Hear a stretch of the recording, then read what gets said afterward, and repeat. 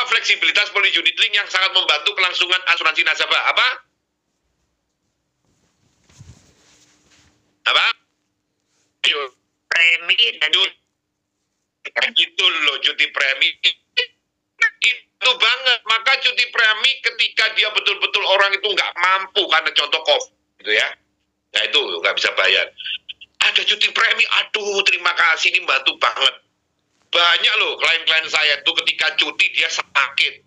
Mungkin teman-teman juga pasti ada lah pengalaman. saya lah. Iya, ya kan?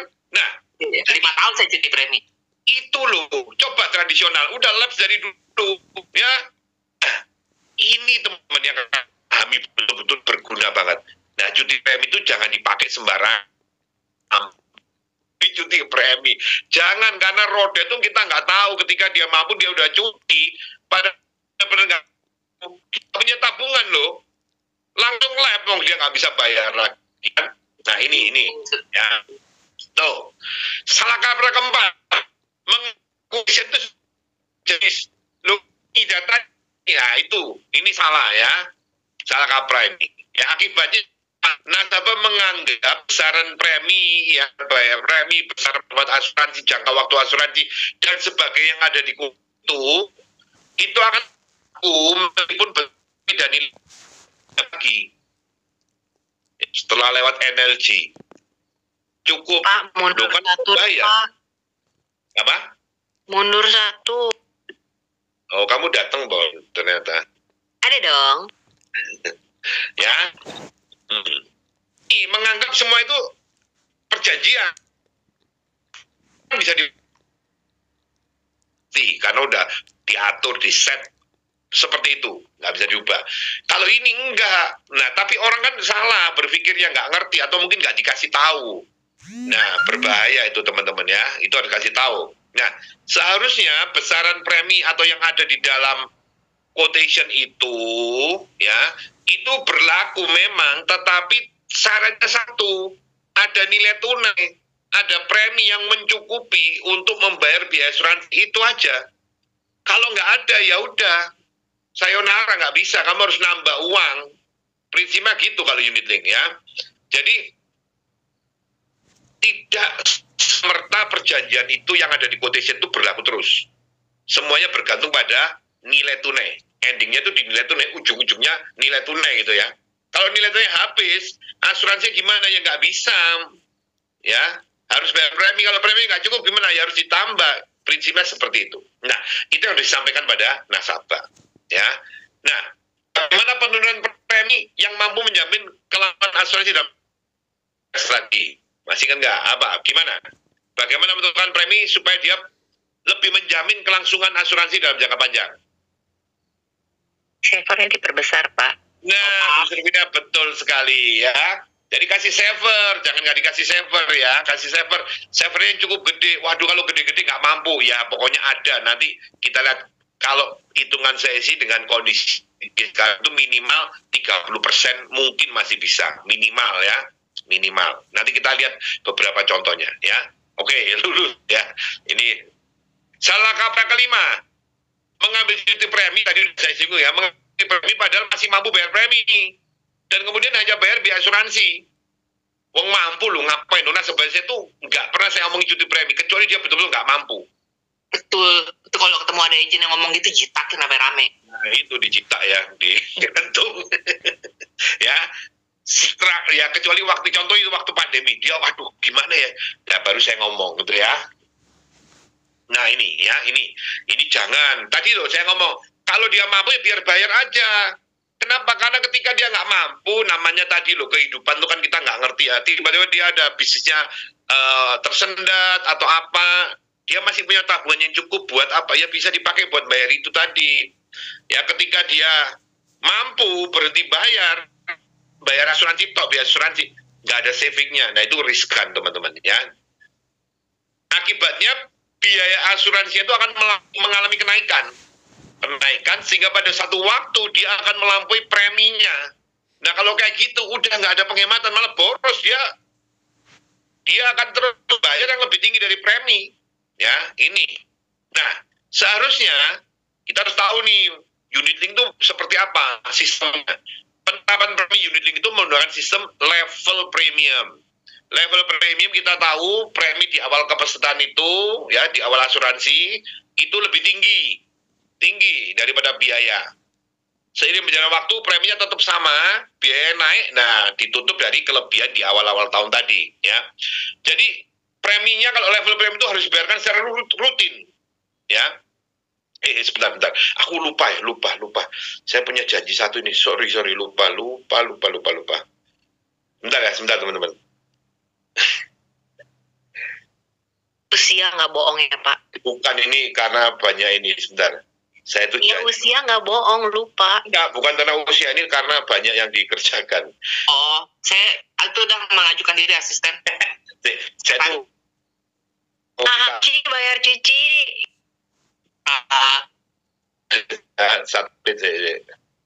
Lupa. Oh iya, ada Dede ya. Ntar gua diomelin lagi. Bayarannya mahal, Ci. Cici mah ditraktir kopi ya, Ci ya. Jadi ya. Oke, yuk lanjut lagi. Ya. Level premium, ya, level premium harus dibayar rutin. Fitur-fitur premium itu seharusnya hanya digunakan oleh nasabah yang sedang mengalami kesulitan membayar premi. Harus dicatat tuh, kesulitan membayar premi. Ya, kayak Cisu yang kemarin itu kan mungkin sakit sehingga cuti premi ya, Ci ya. 5 tahun Nah, sekarang udah lagi harus bayar lagi ya.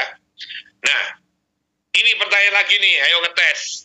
Apabila nasabah hanya ingin membayar biaya asuransi padahal mampu membayar premi, nasabah sebaiknya membeli polis apa? Tradisional. Belum lengkap. Tradisional yang apa? Dijamin nilai Bukan, gunanya. ayo, bukan. XS Plus Pro. Nah, itu Asuransi namanya tradisional murni. Ya. Tradisional kan banyak, ada yang PCB, PAS itu ya.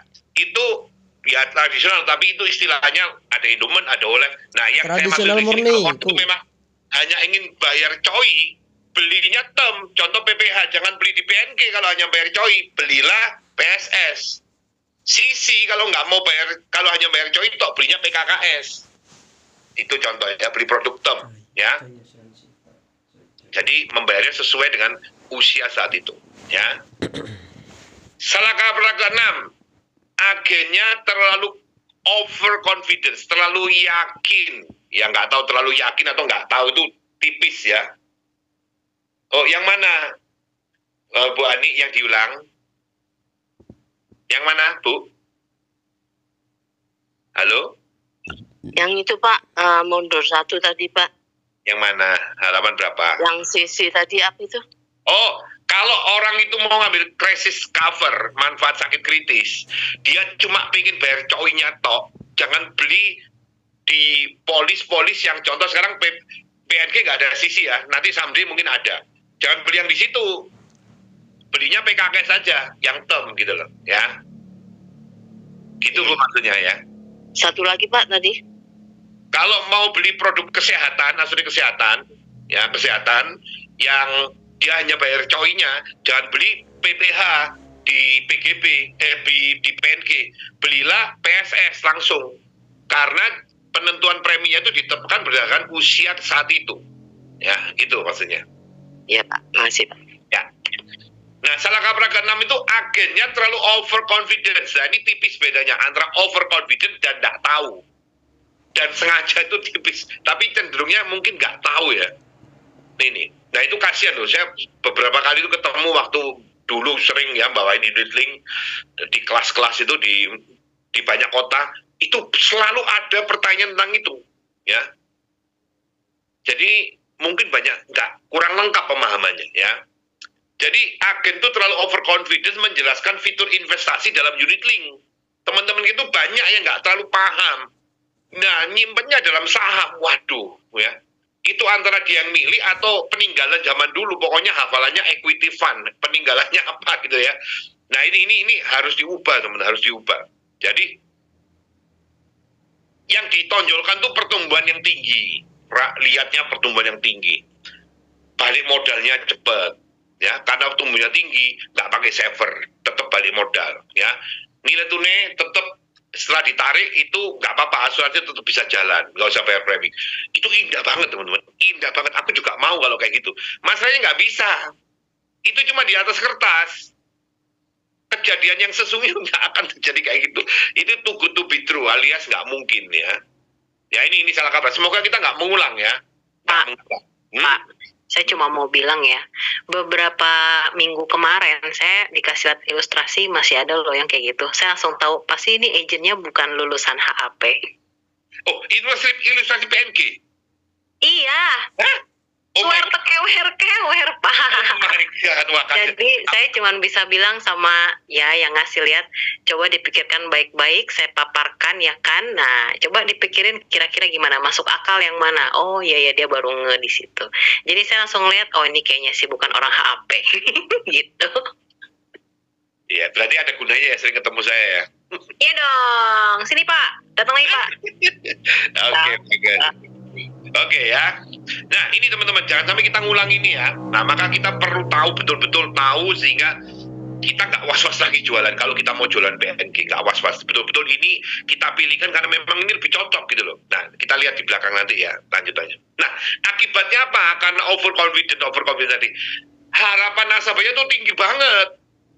Oh bagus banget ini ya, bagus banget. Tapi itu mustahil dipenuhi, nggak bisa ya. Tadi terlalu indah ya, sampai itu mustahil ya, nggak mungkin ya. Nah seharusnya gimana ya, jelas, karena unit link kalau terlalu indah, terlalu tinggi harapannya, nggak terpenuhi, jatuhnya sakit loh, kecewa banget loh jadinya ya.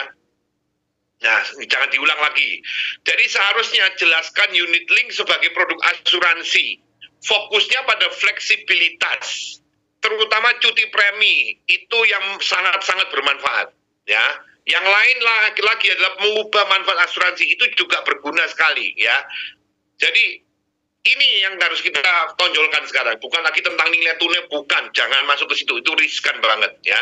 Dan nanti kita lihat di belakang, saya kasih tips saran berdasarkan historical data ya, data historis seperti apa. Nah, plus yang penting lagi, jangan menjanjikan apapun, atau kita tahulah, kita tuh bisa ngerasain. Saya memang nggak janji, tapi omongan saya itu terlalu manis sehingga orang itu harapannya melambung tinggi. Itu juga jangan. Loh, aku kan nggak janji. Kamu nggak ngomong janji, tapi kan omonganmu itu manis banget. Loh kan nggak janji, tapi jangan. Itu licik namanya ya. Jadi jangan janji apapun, juga jangan menjelaskan sesuatu yang bisa membangun harapan orang tuh terlalu tinggi. Itu namanya menyesatkan, ya, misleading ya. Itu jangan ya. Jadi kita harus betul-betul punya integritas ngomongnya itu, ya. Itu.